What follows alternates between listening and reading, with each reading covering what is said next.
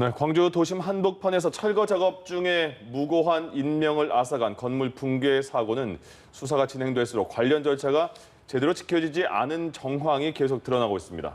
네, 어제 경찰과 국과수가 합동 감식을 통해서 사고 원인 조사에 착수했는데요. 사고 발생 경위와 또 안전관리 문제에 관련해서 짚어보겠습니다. 오늘 김동현 전주대 소방안전공학과 교수와 함께합니다. 어서 오세요. 네, 어서 오십시오. 네, 안녕하십니까.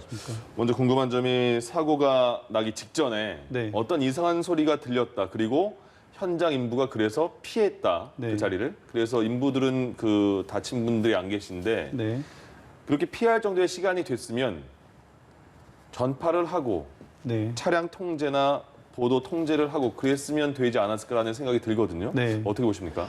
일단 붕괴 전조 현상이 일어나게 되면 예. 순식간에 이제 또 붕괴가 진행되기 때문에 네. 소리를 들었을 때 현장의 안전 요원이 이게 붕괴로 이어지느냐 아니냐를 판단하기에는 전문적인 지식은 없다고 판단이 되고요. 예, 예. 네. 그래서 아마 소리만 가지고는 판단을 한 게 아니라 실제로 건물에서 이제 붕괴 전조 현상에서 일어나는 먼지라든지 그다음에 기울어짐, 그다음에 그 건축물 부재들이 떨어지는 거 네. 이런 걸 확인하고 아마 이동하지 않았을까 싶고요.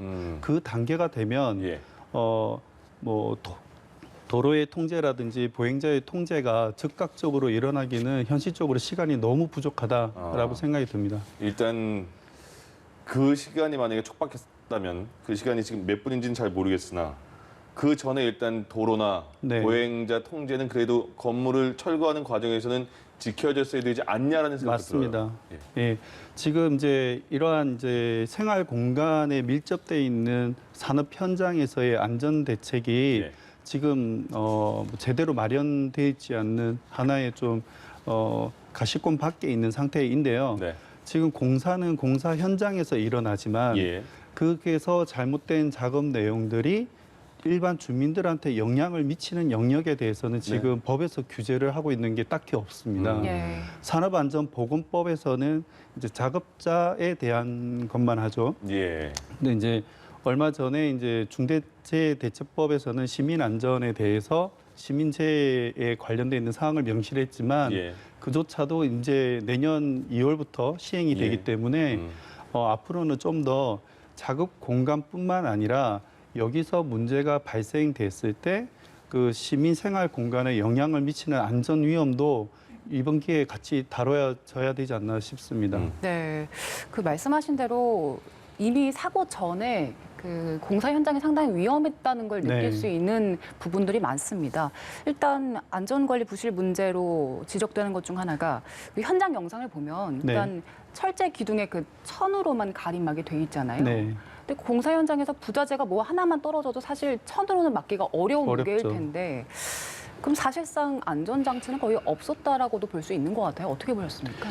지금 현장에 있는 가림막이라는 거는 네. 제가 영상을 봤을 때는 눈을 가리는 오히려 안전을 해치는 장치이지 않나. 예.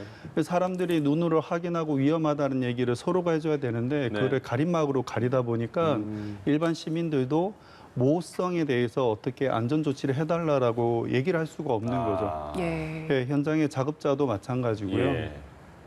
공사 현장에 보면 재개발의 거의 대부분의 건축물은 다 이제 해체가 끝난 상태고 나머지 하나가 남았었는데 이거에 또 어떤 문제가 있냐면 일반적인 공사 작업장 안에서 건물을 무너뜨리는 거는 생활이나 사람이 다니는 거와 관계없이 안전하다고 판단할 수 있죠. 네네. 근데 그렇게 작업해오던 사람들이 일반 공간하고 똑같이 이렇게 작업을 하다 보니 밖에 도로가 있는지 사람이 다니는지 그런 것들이 현장에서 좀 감리도 제대로 이루어지지 않았다고 생각을 합니다. 예. 네.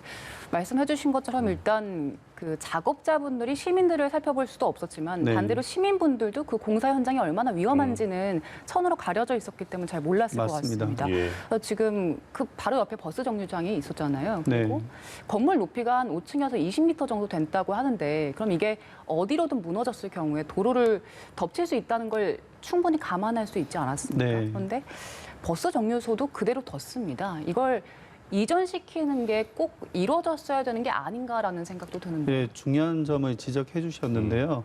원래 이제 해체에 관련돼 있는 허가를 받기 위해서는 이제 어떻게 공사를 진행하겠다고 하는 경우에 그 도로 환경이나 그 보행자에 대한 안전 조치를 하게 돼 있습니다. 예. 법상. 그런데 그 안전 조치 항목에서 버스 정류장 일반 시민들이 머무르고 할 수 있는 거에 대해서 행정관서나 이렇게 보고하는 과정에서 누락되지 않았나 하는 좀 단점이 있습니다. 예, 알겠습니다.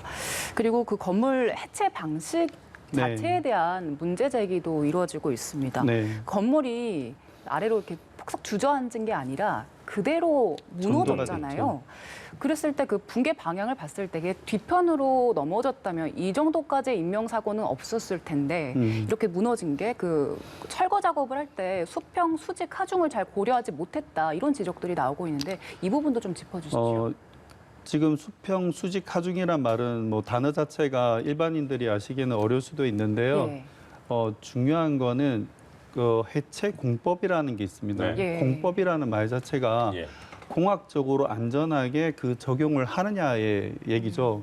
근데 이제 뉴스나 자료들을 보면 붕괴 공법을 썼다라고 하는데 붕괴 공법이라는 말 자체가 없습니다. 예. 예, 해체 공사에는 두 가지가 있는데 네. 절단하는 공법과 그다음에 폭발에 의한 파괴 공법이 있는 거죠. 예. 그럼 붕괴는 쓰러뜨리는 건데 그 쓰러뜨리는 거에 대한 안전에 대한 법은 그 어디에도 없으니까 공법이 아닌 거죠. 예. 또 하나는 그 이제 흙으로 이렇게 흙더미로 만들었는데 그러면은 이제 토합이라는 게 생깁니다. 네. 예. 우리 산사태 나듯이. 예. 그다음에 두 번째는 이제 기계로 이렇게 밀지 않습니까? 부수기에서. 네. 예. 그럼 또 기계 압도 작용을 하죠. 예. 그런데 지지할 수 있는 건축물 구조는 이미 다 없애버린 상태고 예. 그냥 종이 하나만 서 있는 거예요. 그러니까 벽면 앞면 벽면만- 벽면 하나만 딱 남은 네. 거죠. 그러니까 그게 압을 주니까 뭐 당연히 이것은 어떤 특정 부위만 넘어지는 게 아니라 전체가 다 넘어졌지 않습니까? 도미노 넘어지듯이. 네. 예. 광주 경찰청의 수사 진행 상황 브리핑을 들어보셨습니다. 이런 사고가 날 때마다 사실 반복적으로 듣는 그런 브리핑 내용이 아닐까 싶습니다. 안전 규정 준수 여부 규명하겠다. 철거 계획서 지켰는지 확인할 예정이다. 붕괴 원인 수사 면밀히 진행할 것이다. 어떻습니까? 이게 뭐 계속 수사 담당 기관으로서는 이런 네. 언급을 할 수밖에 없는 상황일 텐데 이게 실질적으로 어떤 도움이 될까 앞으로 재발 방지나 아니면 네. 지금 현재 단계에서 어떻게 보세요? 일단은 그 인명사고가 났기 때문에 그에 대한 책임자에 관련돼 있는 수사는 당연히 진행이 돼야 되고요. 네. 그게 이제 법사항에서 제대로 지켜졌는지 아닌지를 알아야 되는데 예. 2년 전에도 똑같은 사고가 났으면 예. 이제 그거에 대해서 학습이 이루어지고 네. 현장에 반영이 돼야 되는데 그 모든 게 다 무시되고 또 그것 때문에 만들어진 법조차도 무시되는 상황이다 보니 예. 현장에서 아직도 우리나라가 많은 안전 불감증이 지속되고 있다라고 생각이 듭니다. 예. 그러니까 예. 구체적인 그 지금 다시 광주 사건으로 돌아가기 전에 네. 근본적으로 그럼 뭐가 바뀌어야지 이런 게 재발 가능성이 확 줄어들까요? 다양한데요. 네. 하나만 바뀌어서는 되지는 않겠죠. 행정기관은 이제 법을 만들고 그걸 지키도록 노력을 해야 되는 거고, 네.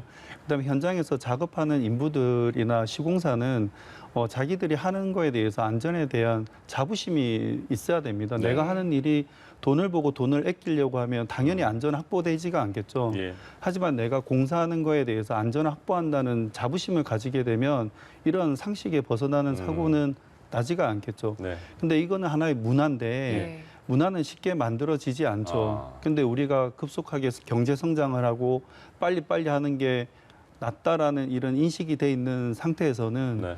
이러한 사고가 또 언제든지 다시 날 수 있을 거라고 생각을 합니다. 예, 근본적인 원인에 대해서 이야기를 좀 해봤고요. 브리핑에서 어제 경찰과 국립과학수사연구원이 합동감식을 진행했다라고 네. 밝혔습니다. 구체적인 내용에 대해서는 지금 나오진 않았는데요. 어떤 부분을 좀 집중적으로 살펴봤을까요? 아마 이제 현장은 붕괴가 됐기 때문에 증거 상황을 이제 뭐 수집하기는 어려울 거고요. 예. 네. 그 이전에 했던 공사 관련 사진이나 문서 상황, 그다음에 현장의 작업 인부들에 대한 인터뷰 조사 예. 그런 거 위주로 이제 진행을 할 거고요. 예. 그다음에 흙더미 속에 있는 그 자재를 또 보면은 단순한 흙이 아니라 예. 폐기물 자재로 쌓아 올렸다라고 돼 있더라고요. 아. 그럼 그거조차도 이제 포크레인이나 이제 그런 절단 기기 장비가 올라가면 그 자체도 위험한 거죠, 그러네요. 사실은. 그런 전반적인 것에 대해서 조사를 하지 않을까 싶습니다. 네, 그리고 현장 감식과 더불어서 또 시공업체나 감리사 사무실 등을 압수수색도 하고 있거든요. 네. 압수수색을 통해서는 그럼 어떤 게 밝혀질 수 있겠습니까?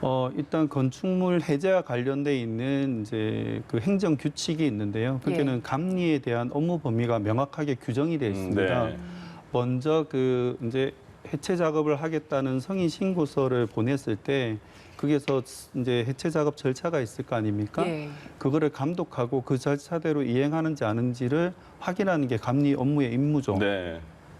근데 그걸 현장에서 확인을 하지 않거나 또는 그거를 확인 절차를 소홀하면 그건 또 업무상 과실치사가 되겠죠. 예.